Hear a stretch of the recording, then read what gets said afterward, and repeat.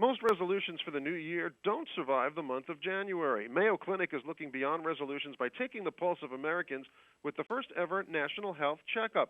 Joining us today is Dr. Wald. He is the medical director for Mayo Clinic's Public Affairs Department, and he will have some interesting findings to share with us. Doctor, welcome to the program. Terrific to be here. So, Doctor, why did Mayo Clinic conduct the National Health Checkup?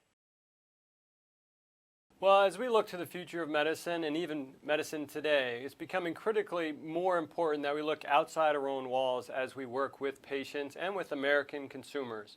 We need to examine not only patients here within our walls, but say to patients across America, what are the barriers for you staying healthy, and what solutions can we work with you to put in place to give you the opportunity for a happier, healthier life? Well, it's a fascinating idea. Let's start a little bit with some of the glaring differences that you discovered between the age groups in your survey. Well, it's interesting. We went out and asked folks, do you believe that you'll age better than your parents? And interestingly enough, the 30-something-year-olds have a healthy skepticism. They're not quite sure with all the changes of health care as they look at their children whether they will lead healthier lives than their parents.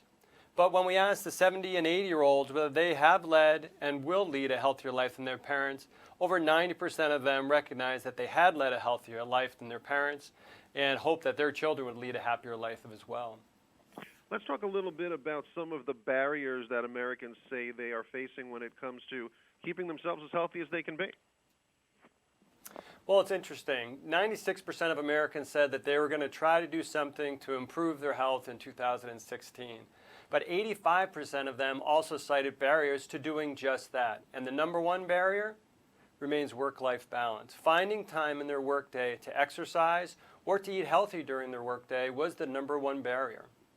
Let's talk also now a little bit about technology, because it's a huge issue concerning the future of medicine. What are Americans' thoughts on this topic?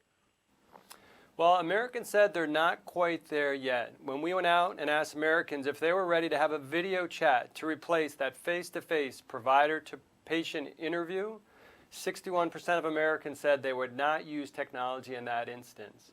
And it's an important learning for us in medicine to understand, as much as we want to use technology to extend our reach to all Americans from all walks of life, we have to be careful to maintain a level of intimacy in that interaction that allows patients to feel safe and secure. Finally, before we let you go, tell us a little bit about how Americans think that they might age compared to their parents.